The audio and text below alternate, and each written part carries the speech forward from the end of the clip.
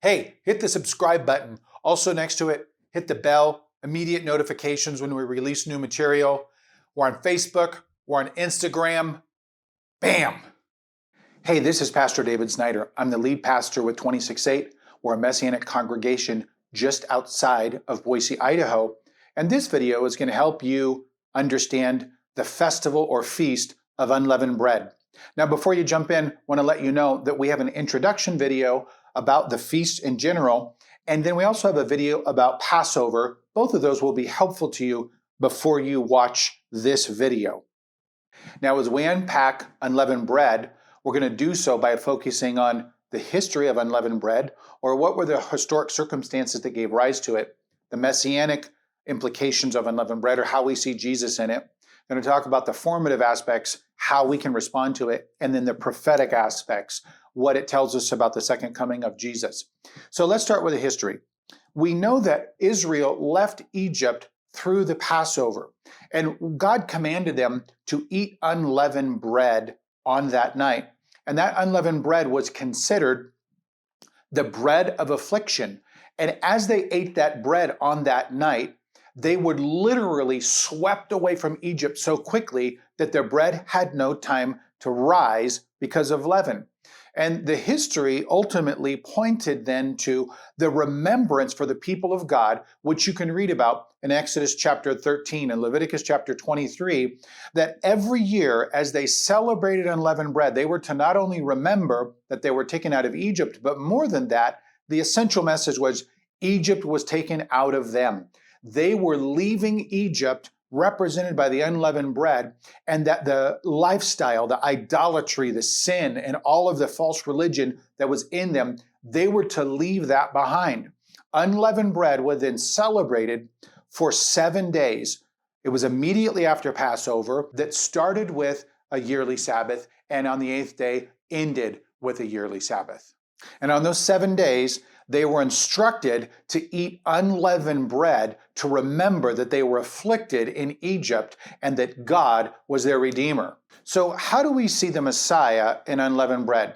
Well, just as the Israelites sacrificed the Passover lamb and then they were eating unleavened bread for 7 days, so Jesus, as the Passover lamb, was sacrificed and then immediately he was put into the grave. And so there's this sense that as the lamb freed them, and then they were called to live in a different way, literally outside of the confines of idolatry that they experienced in Egypt. So Jesus went into the grave to destroy the power of death so that sin no longer has power over our lives, and we can not only be rescued from its power, but ultimately from its presence. Now, recognizing that Jesus was buried, and through that, he entered into death to destroy its power, so we too, through water baptism, which you can read about in Romans 6 and Colossians 2, throws us into a watery grave, and our old man dies in that grave. From that, we recognize that in unleavened bread, we are to live a life free from the encumbrances of sin and to embrace holiness, to, by the power of the Holy Spirit, be people who walk in his ways. And so every year as we celebrate unleavened bread, we're reminded that we are a people who are set apart to reveal the beauty and the holiness of God, and that we too have died to sin that we might live a new life.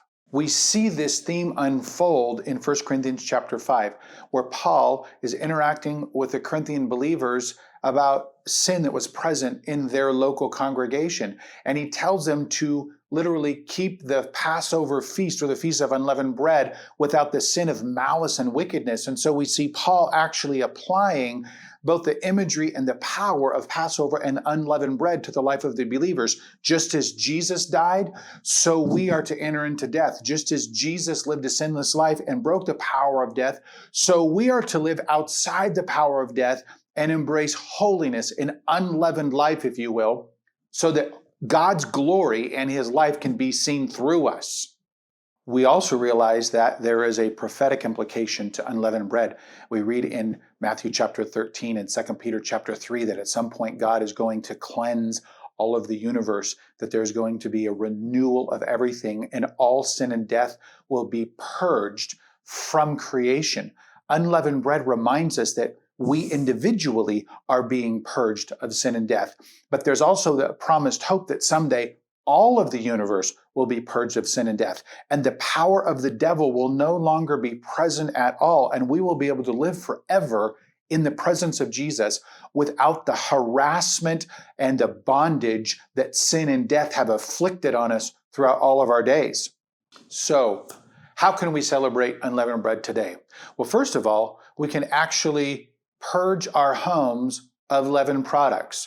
In other words, we can do in the natural what God is speaking to in the spiritual. And for those 7 days, because it is considered a festival, it's awesome for us to get together with other people of God, if we can, even every day of the week, to celebrate the beauty of what it means to be a holy people. On the final day of unleavened bread, that's a day when you want to take off work and cease all of your striving and simply rest in the goodness of God, that He is the one that is going to purge you from sin and death. Now, if you'd like some resources to help you know how to celebrate this, we not only have a guide for Passover, but we also have a family liturgy guide to help you engage each of the 7 days of unleavened bread and celebrate the final day as a Sabbath. You can click on a link down below, or you can go to our website at 268church.org, and you'll find other resources that will be helpful to you there. God bless you.